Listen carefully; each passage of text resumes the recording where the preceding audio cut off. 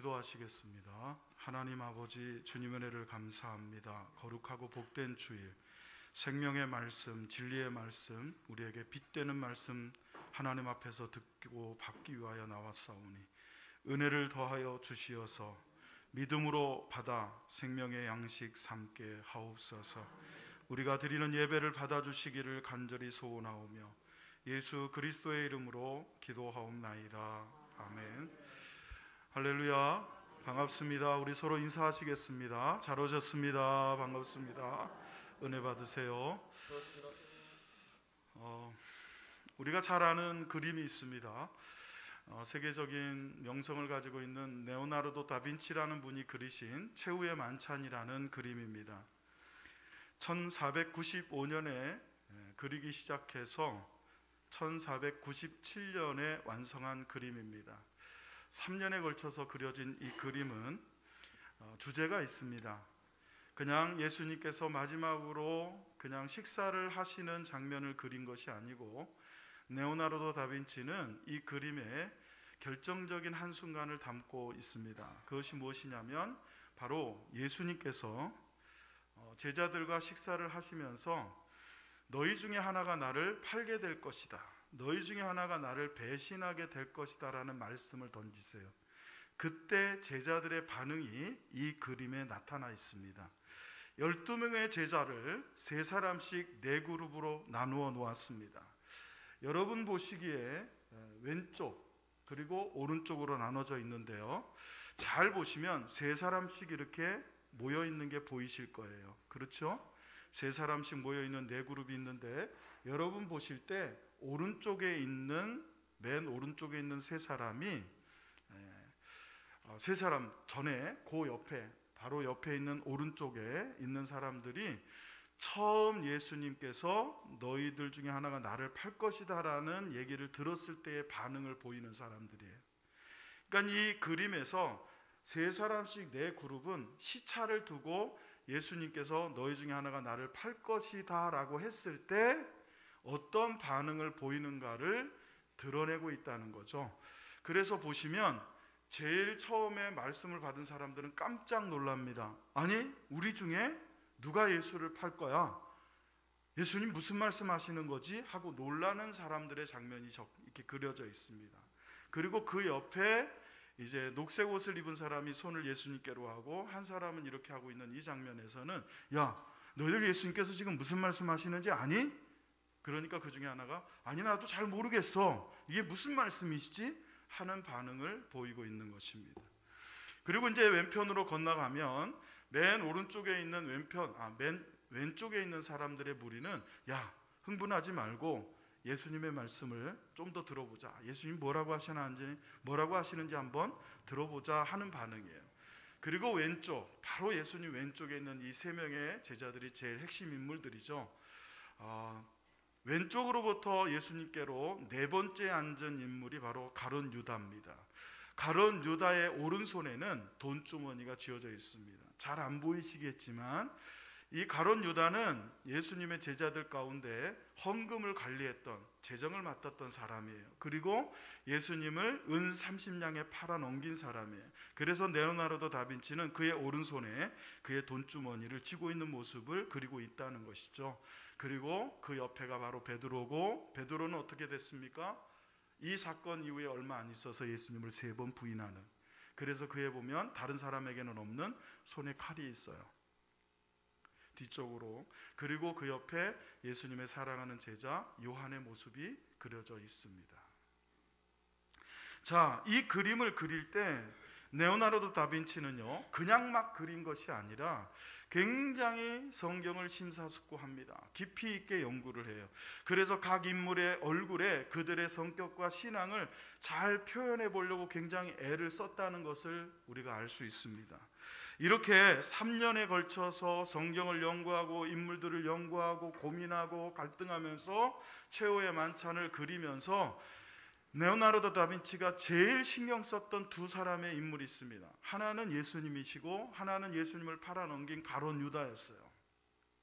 자, 예수님의 모습을 그릴 때 그분을 모델로, 예수님을 그릴 모델을 찾아야 되는데 밀라노에 있는 한 교회를 찾아갑니다. 그리고 예배를 드리면서 찬양단석에 선 아주 아름답고 잘생긴 한 미청년을 봅니다.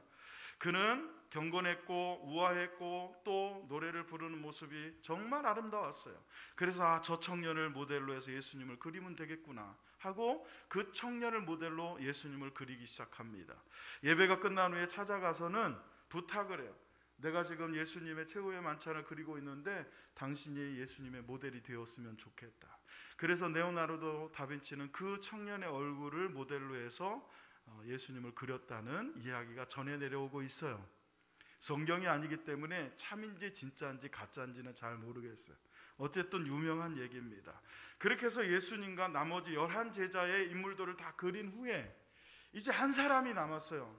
가룟 유다를 그려야 되는데 가룟 유다를 그냥 그리기는 그렇고 누군가 모델을 찾아야 되겠는데 이게 찾기가 쉽지 않은 거예요. 그래서 어느 날 레오나르도 다빈치는 가룟 유다의 얼굴을 할 만한 사람들이 있을 만한 술집 골목을 찾아갑니다. 그리고 어스름 밤길에 저 앞에서 술에 취해서 비틀거리며 다가오는 한 남자를 보고 그 사람이다, 바로 이 사람이 가룟 유다다라고 결정을 하게 돼요. 겉으로 보기에도 여러분 눈매가 날카로울 뿐만 아니라 그 안에 욕심이 가득하고 또 한편으로는 좌절과 절망으로 실망하고 낙담한 그런 표정을 짓고 있었어요. 그래서 그 사람에게 얼마간의 돈을 쥐어진 후에 나의 모델이 되어달라고 부탁을 합니다. 어떤 사람의 모델인지는 모르지만 아무튼 돈을 주니까 와서 모델이 되었어요. 그리고 열심히 그림을 그립니다. 그 사람의 얼굴을 보고 가룟 유다를 그리기 시작해요. 그 사람이 한참을 지나서 레오나르도 다빈치에게 묻습니다. 자, 선생님, 제가 누구의 모델입니까? 저를 누구로 모델 삼아서 그리고 계십니까? 물었어요. 레오나르도 다빈치는 굉장히 미안했지만 물어오니까 어쩔 수 없이 사실은 가룟 유다입니다. 여러분, 그렇게 얘기를 했더니 이 청년이 고개를 떨구면서 이렇게 말해요. 선생님, 사실은 제가 2년 전에 선생님이 예수님으로 모델로 삼아서 그렸던 바로 그 청년입니다. 굉장히 유명한 이야기입니다. 레오나르도 다빈치의 최후의 만찬에 예수님의 얼굴과 가룟 유다의 얼굴을 가진 모델이 한 사람이었다는 거예요. 제가 이 이야기를 여러분에게 드리는 이유가 무엇이냐? 사람은 어떻게 태어났느냐보다는 어떻게 사느냐가 중요하다는 겁니다. 저와 여러분은 좋은 나무로 살기를 축복합니다. 좋은 나무가 되어야 아름다운 열매를 맺거든요. 여러분, 우리가 인생을 살아가면서 우리의 목표가 있다면 여러 가지 목표가 있을 거예요. 그러나 그리스도인이라면 좋은 나무가 돼서 아름다운 열매를 맺는 삶을 사는 것이 저와 여러분의 목표가 되기를 주의 이름으로 축원합니다. 2020년이 시작이 되었습니다. 지난주에 저는 여러분에게 2020년을 어떻게 살 거냐, 어떻게 살 것이냐, 오직 성경으로 살아야 우리가 다른 길로 빠지지 않고 믿음의 길을 걸어갈 수 있다라고 말씀을 드렸습니다. 성경이야말로 우리 발의 길이요 등이요 빛이라고 말씀드렸습니다. 그리고 오늘은 그렇게 성경으로 살아가는 우리가 과연 최종적으로는 어떤 삶의 모습을 이루어야 할 것이냐, 아름다운 열매를 맺는 삶, 우리 모두가 이것이 우리에게 소망이 되고 우리의 목표가 되기를 주의 이름으로 축원합니다. 자, 그렇다면 어떻게 좋은 나무가 될 것이냐는 거예요. 과연 어떻게 사는 것이 좋은 나무가 되는 삶이냐? 첫째는 거짓 선지자들을 삼가해야 됩니다. 여러분이 정말 그리스도인으로서 좋은 나무가 되어 아름다운 열매를 거두는 삶을 살기를 원하신다면 제일 먼저 생각해야 될 것이 무엇이냐? 거짓 선지자들을 삼가해야 한다는 것입니다. 오늘 본문 마태복음 7장 15절을 같이 읽어보겠습니다. 다 같이 읽습니다. 시작. 거짓 선지자들을 삼가라. 양의 옷을 입고 너희에게 나오나 속에는 노략질하는 일이라. 아멘. 좋은 나무가 되고 나쁜 나무가 되지 않으려면 거짓 선지자들을 조심하라는 것입니다. 사실 마태복음 7장은요, 예수님께서 마태복음 5장부터 시작한 산상수훈의 한 부분입니다. 예수님께서 산에 올라가셔서 백성들에게 가르치신 설교의 말씀 중에 한 부분이에요. 이 마태복음 7장 15절 말씀을 하시기 바로 직전에 주신 말씀이 있습니다. 그 말씀이 마태복음 7장 13절 14절 말씀이에요. 같이 읽어보겠습니다. 시작. 좁은 문으로 들어가라. 멸망으로 인도하는 문은 크고 그 길이 넓어 그리로 들어가는 자가 많고 생명으로 인도하는 문은 좁고 길이 협착하여 찾는 자가 적음이라. 예수님 당시나 지금이나 마찬가지입니다. 신앙생활하는 우리의 모습을 봐도요, 우리는 좁은 길은 찾기를 원하지 않습니다. 왜? 좁고 협착하다는 거 뭡니까? 그 길을 가는 것이 힘들고 고단하고 어렵다는 뜻이기 때문에 그렇습니다. 그러나 그 좁은 길 끝에는, 그 좁은 문 끝에는 생명의 길, 할렐루야, 생명의 길을 얻기 때문에 그리 가야 된다는 거예요. 정말 참된 선지자라면 하나님의 백성들을 힘들고 어렵지만 좁은 문으로, 좁은 길로 인도해서 생명을 얻도록 해야 되는데, 거짓 선지자들이 하는 짓은 어떤 짓이냐면 멸망으로 인도하는 문으로 사람들을 이끈다는 거예요. 길이 넓습니다. 가기가 편합니다. 수월합니다. 쉽게 편하게 신앙생활 하자고 합니다. 그래서 많은 사람들이 그 인도에 빠져서, 거짓 선지자들의 거짓 진리에 빠져서 그 길로 가게 된다는 것입니다. 그리고 나서, 이 말씀을 주시고 나서 오늘 마태복음 7장 15절에 거짓 선지자들을 삼가하라 그럽니다. 겉으로는 양이지만 속에는 노략질하는, 너희들 것을 뺏고 너희들의 생명을 뺏고 너희들의 믿음을 뺏으려는 노략질하는 이리가 들어가 있다라는 거예요. 예수님 당시에는 거짓 선지자들을 분별하기가 쉬웠어요. 바리새인들, 종교 지도자들이라고 하는 제사장들, 선지자들, 사두개인들 다 타락해서 거짓 선지자들로, 하나님께서 선포하라, 하나님께서 전하라 하신 말씀이 아니라 백성들이 듣고 싶은 말씀을 전했어요. 백성들은 어떤 말씀을 듣고 싶어 했느냐? 쉬운 길, 좋은 길, 그래서 편하게 신앙생활할 수 있는 길을 듣기를 원했어요.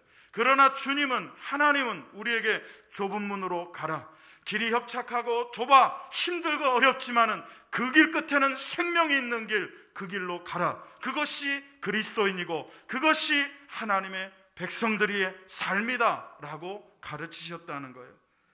여러분, 현대는, 지금 이 시대에는 거짓 선지자들이 어떻게 활동하고 있을까요? 누가 거짓 선지자일까요? 지금 이 시대의 거짓 선지자들은요, 밖에서 활동하는 거짓 선지자들보다 우리 안에서 역사하는 거짓 선지자들이 더 많습니다.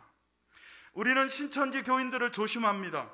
신천지 교인의 냄새만 맡아도, 조금만 모습이 보여도 꺼려하고 멀리합니다. 경계합니다. 상가합니다. 통일교 교인들, 여러분, 우리 집에 오지도 못하게 합니다. 들으려고도 하지 않습니다. 상가하고 조심하지요. 그들은 눈에 보이는 사람들이에요. 그래서 벗어나려고 하고 만나지 않으려고 합니다. 그러나 진짜 우리를 잘못된 길로 인도하는, 쉽고 편한 길, 수월한 길, 그러나 그 길 끝에는 멸망의 길이 있는, 멸망의 문이 있는 그 길로 인도하는 자가 누구냐? 바로 우리 자신이라는 거예요. 말씀을 듣고도 믿음으로 사는 길이 좁고 협착해서 힘드니까 제대로 된 신앙생활을 포기하고 쉬운 쪽을 선택하는 선지자, 그 거짓이 밖에 있는 것이 아니라 우리 안에 있다는 것입니다. 사랑하는 성도 여러분, 거짓은요, 우리의 눈을 멀게 합니다. 빛을 빼앗아갑니다. 어두움 속에 살게 합니다. 지난주에도 제가 말씀을 드렸지만, 우리는 익숙한 길, 익숙한 삶 속에서는요, 빛이 없어도 웬만큼 살아냅니다. 여러분, 집에서 불이 나가도, 정전이 돼도요, 촛불 켜지 않아도 어디쯤에 식탁이 있고, 어디쯤에 거실이 있고, 어디쯤에 화장실이 있고, 어디쯤에 벽이 있는지 그 대충 압니다. 더듬더듬하면서 사는 거예요. 마찬가지입니다. 오늘날 신앙생활을 하는 사람들이, 그 안에 거짓으로 인도되는 사람들은 해왔던 대로 말씀의 빛을 따라가는 것이 아니라 자기의 노하우를, 자기가 생활해왔던 그 생활 패턴대로 그냥 깜깜한데도, 눈을 뜨지 못하고 어두운데도 더듬더듬 신앙생활을 하려고 합니다. 사랑하는 성도 여러분, 절대로 좋은 나무가 될 수 없습니다. 좋은 나무는 길이 좁고 협착해서 지나가기 힘들고 장애물도 있고 고난도 있고 핍박도 있고 환난도 있지만 그 길 끝에 생명이 있음을 믿고 참고 인내하며 견디며, 할렐루야, 길은 좁지만 주님이 비추어 주시는 생명의 빛으로 말미암아, 말씀의 빛으로 말미암아 어둠 가운데 더듬거리며 헤매지 아니하고 밝히 보고, 할렐루야, 거짓을 분별하며 세상의 죄악을 분별하며 그 길을 걸어가는 사람들, 비록 힘들고 어려운 길을 걸어가지만 많은 사람들이 이런 시국에 굳이 교회까지 가서, 이런 어려운 시기에 굳이 현장에 가서 예배해야 되느냐 하면서 쉬운 길을 찾고 있는 지금 이 시대에도 굳이 하나님 앞에 와서 다 쉬고 놀고 있는 이 시간에도 어떻게 해서든지 유튜브로라도 인터넷으로라도 집에서라도 굳이 하나님 앞에 예배하려는 저와 여러분의 그 믿음이, 할렐루야, 우리를 생명의 길로 인도하시는 줄로 믿습니다. 사랑하는 성도 여러분, 이슬람교를 믿던 터키인이 있었습니다. 우리는 이슬람 하면 이란, 시리아, 사우디 이런 나라를 떠올리기가 쉬워요. 그런데 여러분, 사실은 터키 만만치 않습니다. 터키라는 나라는 거의 대부분의 백성들이, 국민들이 이슬람교도입니다. 그리고 총리가 굉장히 보수적인 이슬람교도. 그래서 정책이나 이런 걸 전부 다 말이죠, 거의 주도권을 잡고 이슬람 쪽으로 몰아가는 나라예요. 그 나라의 한 청년이 말이죠, 어떻게 하다가 선교사님으로부터 복음을 받아들이게 됐어요. 성경을 읽다 예수님을 영접했습니다. 그리고 너무 좋은 거예요. 너무 행복한 거예요. 이전에 없던 빛을 얻었으니, 이전에 없던 생명을 얻으니까 그 영 안에서 생명의 움직임이 그의 삶을 바꾸고 있는 거예요. 그러니까 삶이 바꾸니까 사람이 쟤 이상하다, 주도 면밀하게 살펴보다가 결국 그가 배교를 하고, 그들 입장에선 배교죠. 마호메트를 배신하고 예수를 따라갔다라는 소문이 퍼졌습니다. 붙잡혀갔습니다. 신문을 당합니다. 신문하는 자가 너 왜 배교했느냐? 그랬더니 이 청년이 이렇게 말합니다. 자기를 신문하는 사람에게 이렇게 말합니다. 선생님, 제가 어느 날 길을 가다가 길을 잃었습니다. 두 사람이 있었는데 한 사람은 산 사람이고 한 사람은 죽은 사람입니다. 누구에게 길을 물어야 되겠습니까? 그냥 물론 산 사람에게 물어야지. 저는 마호메트는 죽은 사람이요, 살아계신 예수님이 살아있다고 믿기 때문에 죽어있는 마호메트가 아니라 살아계신 예수님께 길을 묻고 그분을 따라 살았을 뿐입니다 라고 얘기했다는 거예요. 사랑하는 성도 여러분, 이 시대 가장 위험한 거짓 선지자가 누굽니까? 예수님께 길을 묻지 않는 우리 자신이 가장 위험한 거짓 선지자예요. 여러분, 우리 밖에 있는 이단들이 거짓 선지자로 위험한 것이 아니라, 정말 위험한 거짓 선지자는 바로 여러분 안에 있는, 주님께 길을 묻지 않는, 성경을 펴지 않는, 하나님의 말씀에 묻지 않는 우리 자신이 가장 여러분 악한 거짓 선지자가 될 수 있다는 것을 기억하시고, 거짓 선지자들을 삼가할 때 이단들을 삼가하는 자가 아니라, 그건 당연한 거고요, 신천지 이단들 멀리 해야 됩니다. 통일교 이단들 멀리 해야죠. 안산홍 멀리 해야 됩니다. 그러나 진짜 조심해야 될 것은 내 안에 있는 편하게 살고자 하는, 쉽게 생활하고자 하는, 양의 탈을 쓴 우리의 것을 약탈하려고 하는 이리와 같은 그 어둠의 세력을 이겨내고 성경으로 빛을 받아서 예수님께 묻는 참 진리시오 참 선지자이신 예수님께 길을 묻는 여러분과 제가 되셔서 좋은 나무가 되시기를 주의 이름으로 축원합니다. 두 번째로, 좋은 나무는 죄악을 삼가해야 합니다. 오늘 보면 마태복음 7장 16절을 읽어보겠습니다. 시작. 그들의 열매로 그들을 알지니 가시나무에서 포도를 또는 엉겅퀴 에서 무화과를 따겠느냐. 아멘. 좋은 나무가 되기 위해서는 거짓 선지자들을 삼가하고, 두 번째는 죄악을 조심해야 합니다. 그들의 열매로 그들을 알지니 그랬습니다. 열매라는 것이 뭡니까? 콩 심은 데 콩이 나고 팥 심은 데 팥이 난다는 것이 무슨 뜻입니까? 본질이 바뀌지 않으면 열매도 바뀌지 않는다는 뜻이에요. 여러분, 아름다운 열매라는 것은 본질이 바뀌어야 아름다운 열매를 맺는 것이지, 본질은 바뀌지 않으면서 아름다운 열매를 맺을 수 없어요. 예를 들어서 우리나라를 지금 강타한 뉴스 중에 하나가 뭡니까? 유명한 임플란트 회사에서 한 재정을 맡은 사람이 회계 부정을 해가지고 회사 돈 2천억이 넘는 돈 가지고 말이죠, 그걸 주식에 투자하면서 그걸 담보로 또 돈을 빌려서 투자하고 그래서 1조가 넘는 돈을 자기 마음대로 쓴, 여러분 그 사람에겐 그게 열매예요. 자기가 가지고 있는 1억을 넣어서 1,000만 원을 수익을 했다면 회사 돈 어떻게 해서든지 가지고 써가지고 1,000억을 넣어놓으면 그게 10억이 될 텐데, 이런 생각을 한 거예요. 100억이 될 텐데. 그러니까 그걸 빼다가 넣어서 수익을 내고 회사 돈을 원위치 시켜 놓으면 되지 않느냐. 여러분 아름다운 열매죠. 자기 삶에는 그게 열매예요. 그렇게 투자해서 1억을 벌고 10억을 벌고 100억을 벌 수만 있다면 자기 기준에서는 그게 아름다운 열매가 되는 거예요. 본질은 바뀌지 않은 나쁜 사람인데, 거짓말하는 자인데, 회사 돈을 자기 돈처럼 움직이는 사람인데, 열매로 보면 자기 기준의 열매는 그게 아름다운 거죠. 여러분도 똑같습니다. 이 말씀을 들으면서 아름다운 열매의 목적을 두는 사람들은 각자 나름대로 아름다운 열매가 다 달라요. 교회는 그저 액세서리고 내 삶의 주인공은 내가 하는 일, 그래서 이걸 어떻게든지 잘해가지고 돈 많이 벌어서 행복하게 사는 것이 목적이 되고, 그게 아름다운 거예요. 행복하게, 건강하게, 장수하며 누리며.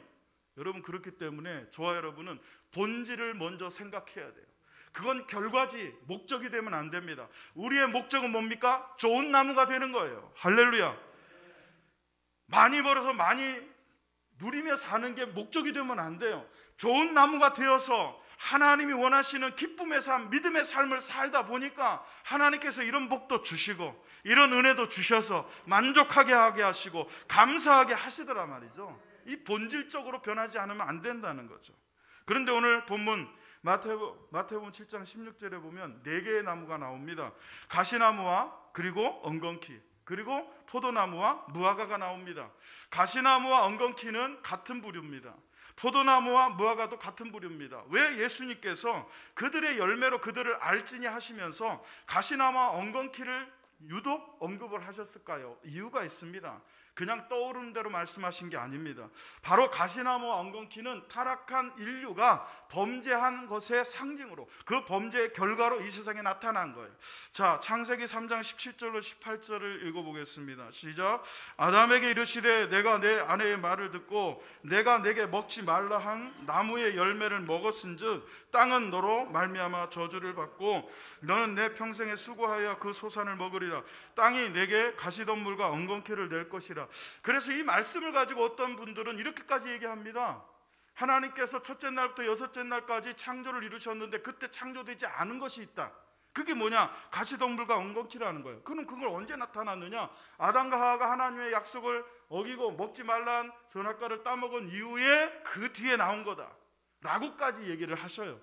저는 그렇게까지 갈 필요는 없다고 생각을 하면서도 분명히 창세기 3장 17절로 18절 말씀을 보시면 아담이 범죄한 이후에 땅이 저주를 받아서 땅이 내게 가시덤불과 엉겅퀴를 낼 것이라. 그렇기 때문에 성경에서 가시덤불과 엉겅퀴는 죄악의 결과를 상징합니다. 이 말씀을 예수님께서는 그들의 열매로 그들을 알지니 가시나무에서 포도를 엉겅퀴에서 무화과를 따겠느냐라고 말씀을 하고 계신다는 것은 죄악을 멀리하라는 거예요. 본질적으로 죄악을 멀리하지 않는 자는 좋은 나무가 될 수 없다는 것을 말씀하고 있다는 것입니다. 여러분, 죄악이 무엇일까요? 죄악은, 성경에서 말하는 죄악은 3가지 정도가 있어요. 근데 그걸 다 살펴드리기는 어렵고요.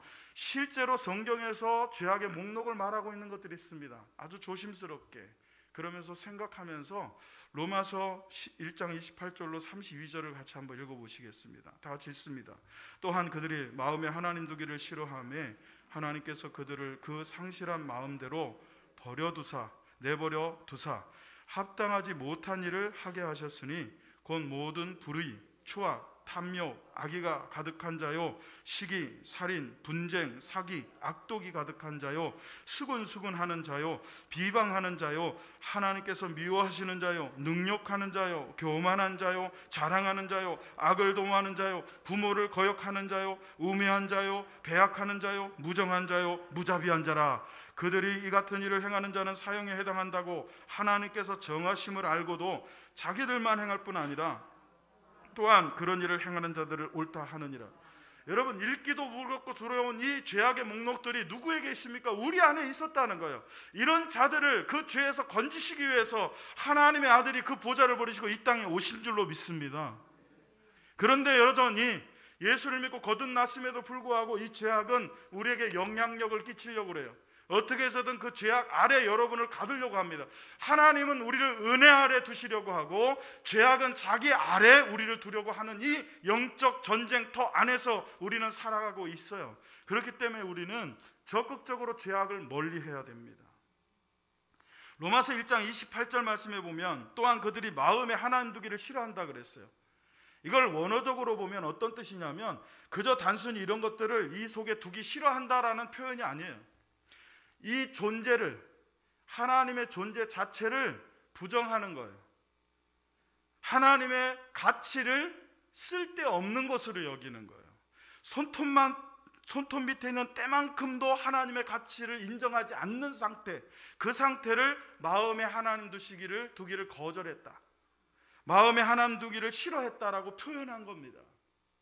여러분, 쓰레기를 누가 갖고 싶어 하겠어요? 그런 것처럼 하나님을 갖고 싶어 하지 않았다는 거예요. 그렇게 되니까 어떻게 됩니까? 하나님을 마음에 두기를 싫어하면, 자, 여러분 보세요. 이거를 여기다 넣는다 할 때는 이걸 넣었다 뺐다, 넣지 않는다 넣었다, 이거는요, 이거 하나로 끝나요. 무슨 얘기냐?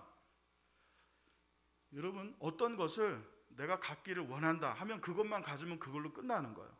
갖기를 원하지 않는다 그러면 그걸로 끝나는 거예요. 오늘 말씀에서 하나님 마음에 하나님 두기를 싫어했다 그러면 하나님이 그 마음에 없다로 끝나지를 않아요. 이거는 단순히 여러분 내 마음에 하나님이 계시지 않는다로 끝나지를 않는다고요. 하나님이 계시지 않으면 그곳에 뭐가 들어가느냐? 이 죄악들이 들어가는 거예요. 불의, 추악, 탐욕, 악의, 시기, 살인, 분쟁, 사기, 악독, 수고수고하고 비근하고. 여러분, 하나님을 그 마음에 두지 않으면 그 상태로 머물러 있는 게 아니고요, 그것이 어떻게 가느냐? 이 죄악으로 간다는 거예요. 그렇기 때문에 죄악을 삼가하라라는 것은 무슨 뜻이냐면 단순히 죄악을 멀리하고 조심하라는 게 아니에요. 연탄강에 들어가서 흰옷을 입고 연탄을 묻지 않게 조심하라는 것 정도가 아니라, 여러분, 죄악을 멀리하라는 정도가 아니라 적극적으로 그 마음에 하나님을 두라는 거예요. 사랑하는 성도 여러분, 다윗이 이렇게 기도합니다. 내가 기다리고 기다렸더니 여호와께서 나의 부르짖음에 응답하셨도다. 기다림이라는 것처럼 수동적인 게 없어요. 버스는 제 시간에 옵니다. 내가 기다린다고 빨리 오지 않아요. 내가 안 기다린다고 오지 않는 것도 아니에요. 지하철도 똑같습니다. 제 시간에 옵니다. 그건 내가 기다린다고 해서 그냥 오는 게 아니에요. 제 시간에 오는 거예요. 그런 거 그냥 기다리는 거예요. 아무것도 하지 않고 수동적으로. 그렇기 때문에 그 성경을 이렇게 이해해요. 기다린다는 것이 그렇게 버스 기다리듯이, 지하철 제 시간에 오기를 기다리듯이 그렇게 기다리는 걸로 착각해요.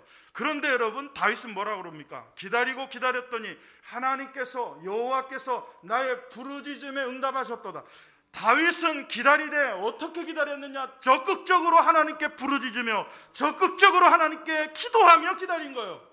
사랑하는 성도 여러분, 우리가 죄악을 삼가한다 할 때 소극적으로 죄악을 피해 다니라는 뜻이 아닙니다.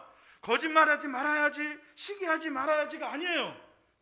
사랑해야지, 할렐루야, 섬겨야지, 이게 바로 죄악을 피하는 성도의 자세인 줄로 믿습니다. 사람은 각기 자기 마음에 있는 것을 주게 되어 있습니다. 이 독일이라는 나라가 우리나라처럼 동독과 서독으로 공산주의와 민주주의라고 하는 이념의 이데올로기에 빠져가지고 나라가 쪼개졌을 때 동독 사람들은 공산주의, 서독은 민주주의였습니다.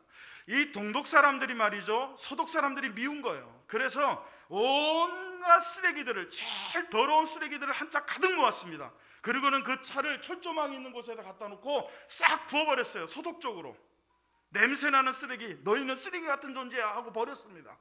그것을 지켜본 서독 사람들이 우 몰려와가지고 쓰레기를 치우기 시작합니다. 다 한 곳에 모아놓고 이것보다 더한 쓰레기를 더해가지고 동독 쪽으로 보내려고 그랬어요. 그러다가 그들은 마음을 고쳐먹습니다. 그 쓰레기는 쓰레기장에 다 치워놓고서는 말이죠, 똑같은 장소에다가 서독 사람들은 어떻게 했느냐, 정말 맛있고 오래 보존이 가능한 통조림, 응시 통조림을 잔뜩 준비합니다. 그리고 몇 달 동안 상하지 않고 먹을 수 있는 음식을 잔뜩 준비해서는 그 앞에다가 잘 쌓아놓았습니다. 동독 사람들이 마음껏 가져가도록. 그리고는 그 앞에다 편말 하나를 딱 꽂아놓고 거기다 이렇게 썼습니다. 사람은 각기 자기 마음에 있는 것을 준다.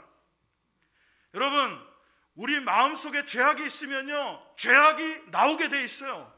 여러분 생각에 죄악이 머물면 죄악이 나오게 돼 있단 말이에요. 여러분이 좋은 나무가 되어서 아름다운 열매를 맺는 성도와의 삶을 살기를 원한다면 아름다운 열매를 맺기 전에 좋은 나무가 되어야 되고, 좋은 나무가 되려면 여러분의 본질이 좋게 바뀌어야 돼요. 그러려면 악을 멀리해야 됩니다. 악을 멀리하는 것이 어떻게 하는 거라고요? 악을 피해 다니고 조심하고 안 하려고 하는 게 아니라 적극적으로 선을 행하는 거예요. 적극적으로 진리를 따라 사는 겁니다. 하나님의 말씀에 순종하며 사는 것입니다. 그렇게 살아서 저와 여러분은 죄악을 조심하며 좋은 나무가 되기를 주의 이름으로 축원합니다. 마지막 세 번째로 좋은 나무가 되려면 좋은 나무가 되십시오. 오늘 본 마태복음 7장 17절로 20절을 같이 읽습니다. 시작. 이와 같이 좋은 나무마다 아름다운 열매를 맺고 못된 나무가 나쁜 열매를 맺나니 좋은 나무가 나쁜 열매를 맺을 수 없고 못된 나무가 아름다운 열매를 맺을 수 없느니라. 아름다운 열매를 맺지 아니하는 나무마다 찍혀 불에 던져지느니라. 이러므로 그들의 열매로 그들을 알리라. 좋은 나무가 된다는 것은 본질의 문제라는 것을 말씀드렸습니다. 아름다운 열매를 맺기를 원하는 건 누구나 원하는 거예요. 누가 나쁜 열매를 맺기를 원하겠어요. 그런데 아름다운 열매, 나쁜 열매는 본질이 바뀌지 않고는 맺을 수가 없는 것들이라는 것입니다. 오늘 본문 특별히 마태복음 7장 17절을 다시 한번 읽어보겠습니다. 다 같이 읽습니다. 시작. 이와 같이 좋은 나무마다 아름다운 열매를 맺고 못된 나무가 나쁜 열매를 맺나니. 아멘. 이 말씀이 전하는 건 아주 심플하고 명료하고 명쾌합니다. 좋은 나무가 되라는 거예요. 좋은 나무가 되어야 아름다운 열매를 맺는다는 거예요. 못된 나무가 되면 나쁜 열매를 맺을 수밖에 없어요.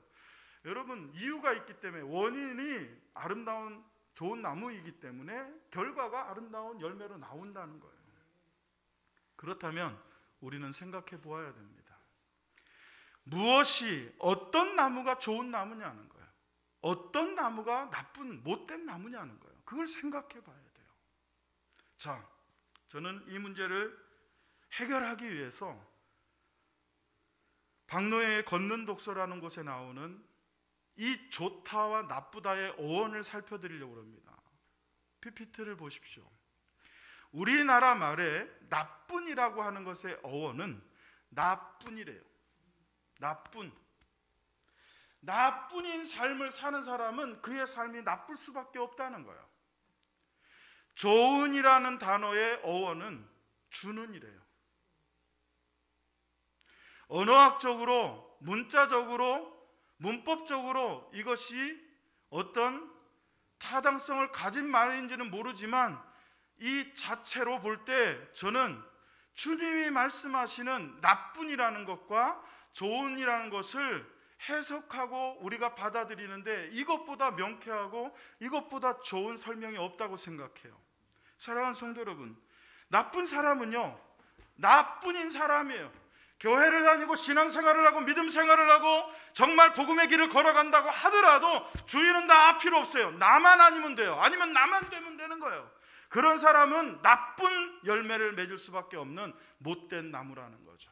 좋은 나무는 누구냐? 복음을 나누고 생명을 나누고 사랑을 나누고 그동안 안 해오셨으니까 아멘하기가 참 미안하지만 그래도 앞으로 그렇게 살겠습니다 하고 아멘하시면 돼요. 여러분, 생명을 나누고 사랑을 나누고 여러분 그렇게 선을 나누며 사는 그 삶이 좋은 나무로 사는 거라는 거예요. 일본에 에도 시기가 있었습니다. 이 에도 시기 초기에 소토메라고 하는 지역이 있는데 이 소토메라고 하는 장소는요, 끔찍한 박해와 핍박의 장소였다고 합니다. 가톨릭을 믿었던 사람들은 이곳에서 잔혹하게 고문을 당하고 순교를 당했어요. 수많은 사람들이 저도 이곳에 갔었어요. 나가사키. 그들은 바다를 보면서 여전히 비명소리는 들려오는데 바다는 여전히 푸른 거예요. 그게 뭡니까? 하나님을 믿다가 믿음으로 예수님을 믿고 변화가 되어서 주님의 백성으로 살아가는 사람들이 붙잡혀 와서 고문당하고 박해받으며 죽어갈 때 지르는 그 비명소리가 가득 차 있는데 건너편 바다는 아무렇지도 않은 듯이 여전히 푸르고 아름답더라는 거예요. 그와 같이 마치 하나님께서 하나님의 백성들이 그렇게 고통받아 죽어가는데도 하나님은 아무렇지도 않게 침묵하고 계시더라는 거예요. 실제로 있었던 1600년대 일본의 초반 권력을 잡았던 도쿠가와 이에야스 시대에 카톨릭을 공식적으로 금지를 시켜요. 선교를 금지를 시키고 이른바 기리스탄 박해가 시작이 됩니다. 이때를 배경으로 해서 소설을 하나 쓴 사람이 있습니다. 그분의 소설이 바로 여러분 침묵이라는 소설입니다. 고난받고 박해받는 하나님의 백성들의 부르짖음에도 자기가 볼 땐 여전히 침묵하고 계신 하나님, 이럴 수 있느냐는 거죠. 그런데 단순히 그런 내용이 아니에요. 굉장히 여러분 깊이가 있는 소설이에요. 이 소설에 보면 포르투갈의 예수의 신부였던 세바스티안 로드리고라고 하는 이 신부가 있었습니다. 이 사람이 자기보다 먼저 스승이었던 페레이라라고 하는 신부가 일본에 선교를 와요. 그게 붙잡혔어. 고문을 받다가 포르투갈 예수회에 들려오는 소식이 어떤 소식이 들려오냐면 배교를 했다는 거예요. 배교가 뭡니까? 예수를 부정했다는 거예요. 예수 믿는 걸 포기했다는 거예요. 페레이라 신부의 제자였던 로드리고는 그걸 받아들일 수가 없었어요. 내가 아는 페레이라 신부님은 절대로 어떤 상황에서도 예수님을 배신할 사람이 아니라는 거예요. 그래서 내 눈으로 확인하고 보기 전까지는 난 믿을 수 없다 하고 일본으로 선교를 와요.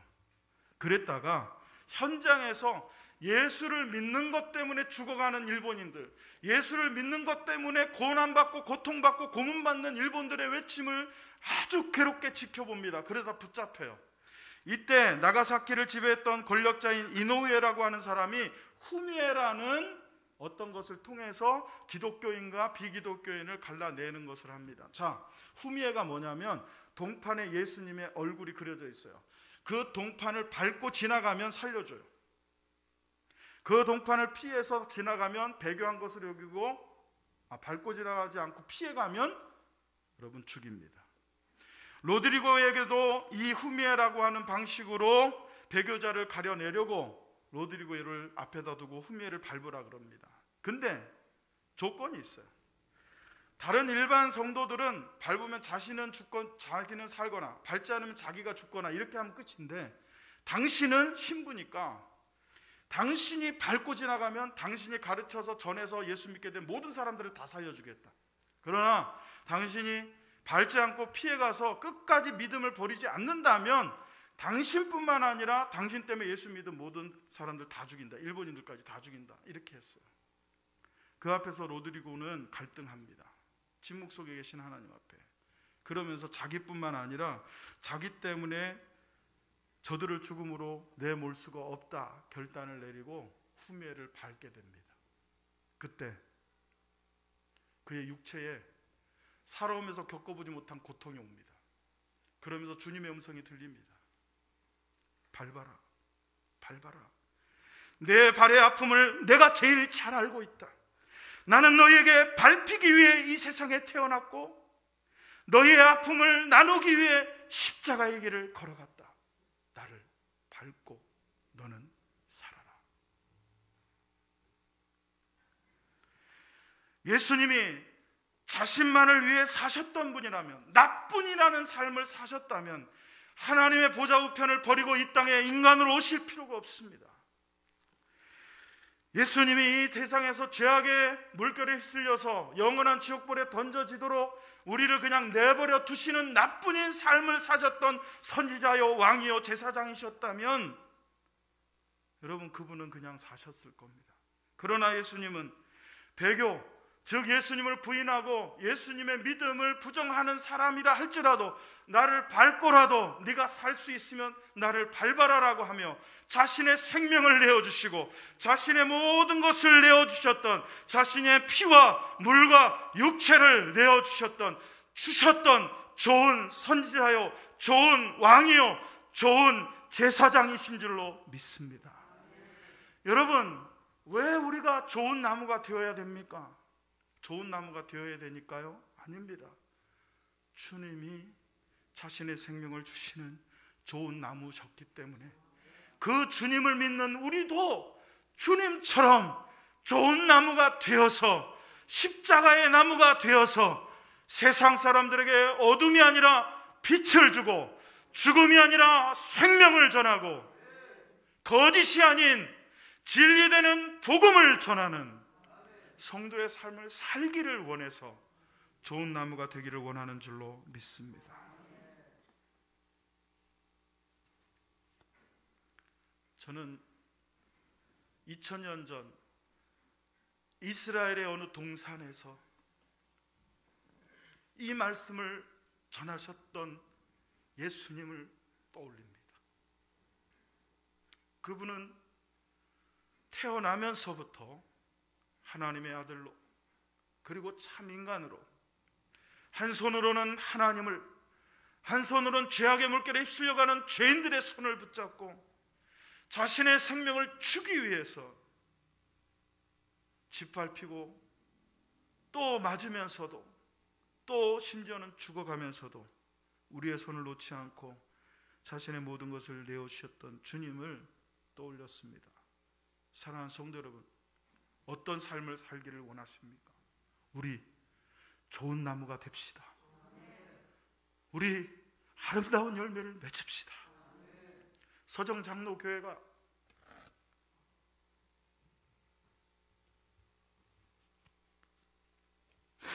비록 수백 수천 명이 모이는 그런 큰 교회는 아니지만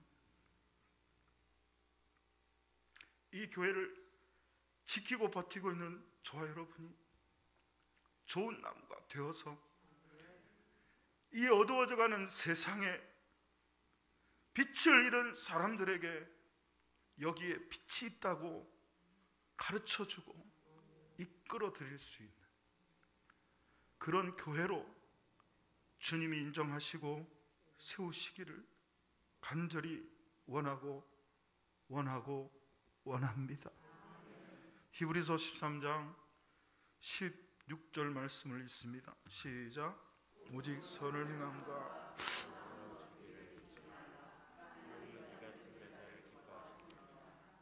하나님이 기뻐하시는 예배, 우리가 드리는 예배가 하나님이 기뻐하시는 예배였으면 좋겠지만 하나님이 진짜 기뻐하시는 예배는 여기 이 자리에 앉아서 드리는 이 예배가 아니고 이 문을 나가서, 오늘부터 예배를 드린 여러분이 이 예배의 문을 나가서 저 세상에 나가서 선을 행하고 서로 나누어 주기를 잊지 않는 그런 삶을 살아갈 때 그 삶이 하나님이 가장 기뻐하시는 제사, 하나님이 가장 기뻐하시는 예배라는 것입니다. 저는 아직 좋은 나무가 되지 못했습니다. 아름다운 열매를 맺기도 못했습니다. 그러나 그렇게 되기를 원합니다. 좋은 나무가 되는 목사, 좋은 나무 같은 교회, 좋은 나무 같은 장로님, 좋은 나무 같은 권사님, 안수 집사님, 성도님, 그리고 우리, 할렐루야, 우리 옆에 분을 바라보면서 이렇게 축복하겠습니다. 당신은 좋은 나무이십니다. 그렇게 축복합니다.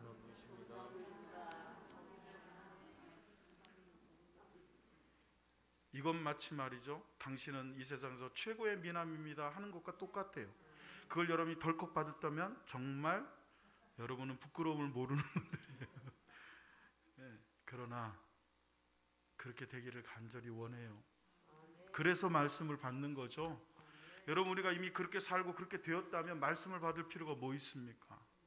그렇게 살고 있지 않기 때문에, 그렇게 살기를 원해서 우리 다시 한번 축복할 거예요. 좋은 나무가 됩시다. 그렇게 인사하세요. 시작. 좋은 나무가 됩시다. 아멘.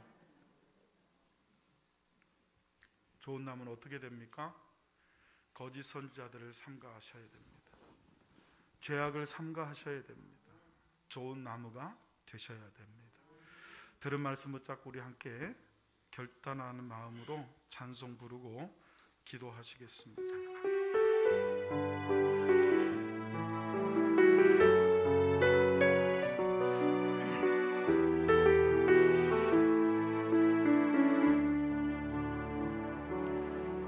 감사해요. 깨닫지 못했었는데 내가 얼마나 소중한 존재라는 걸 태초부터 지금까지 하나님의 사랑을 항상 날 향하고 있었다는 걸 고마워요. 그 사랑을 가르쳐준 당신께 주께서 허락하신 당신께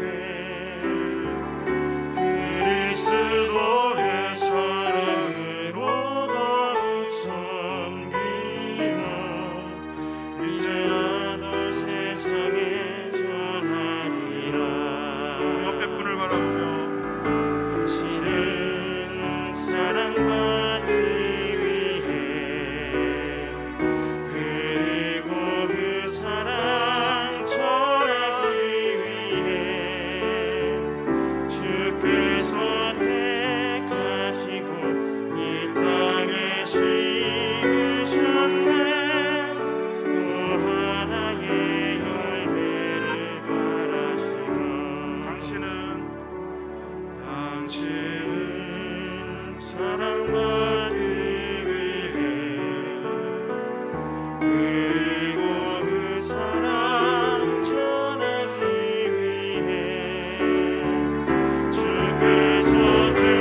택하시고 이 땅에 심으셨네. 또 하나의 열매를 바라시며 우리 목소리로만 당신은 사랑받기 위해 그리고 그 사랑 전하기 위해 주께서 택하시고 이 땅에 심으셨네.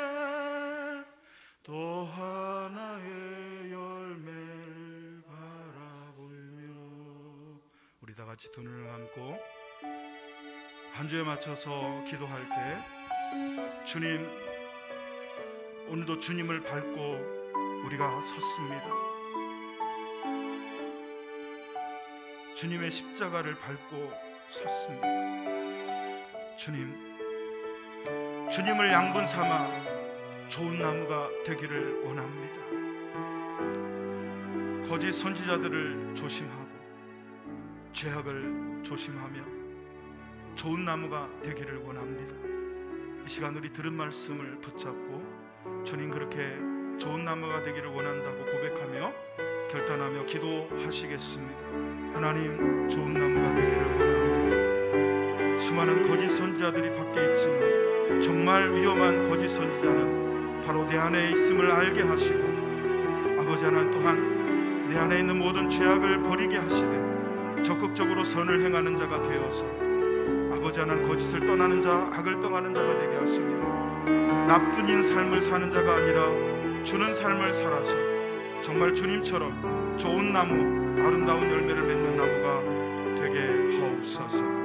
주께서 함께하여 주시기를 간절히 소원하오며 예수 그리스도의 이름으로 축복하고 기도하옵나이다. 아멘.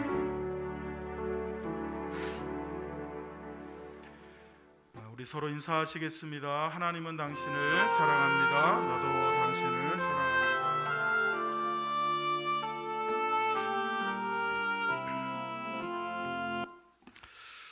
주보 3면 내지 3면을 참고하시고 교회 소식을 전해드리겠습니다. 교육자에서 준비한 회의 양식이 뒤에 비치되어 있으니까 각 기관별로 회의 결과를 잘 이설을 하시고 쓰셔서 회장 사인하시고 서기 사인하셔서 당회에 보고해 주시기를 부탁을 드리고요.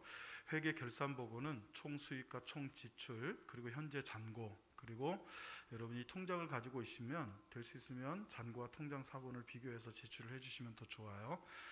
그리고 이제 수입과 지출 부분에 있어서도 뭐 그냥 수입 얼마, 지출 얼마 이렇게만 할 수도 있지만 월별로 다 할 수는 없어도 주된 수입이 무엇인지 얼마 이 정도는 좀 구분을 하셔서 해주시면 좋겠고요.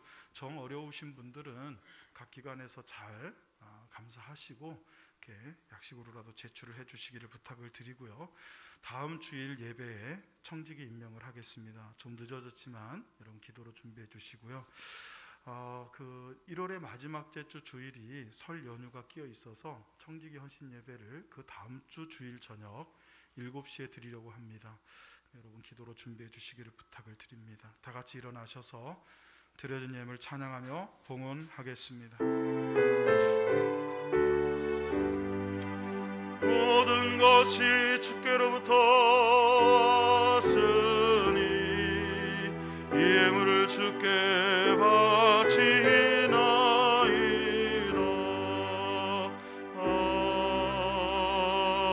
아멘. 기도하겠습니다. 하나님 아버지, 주님의 은혜를 감사합니다.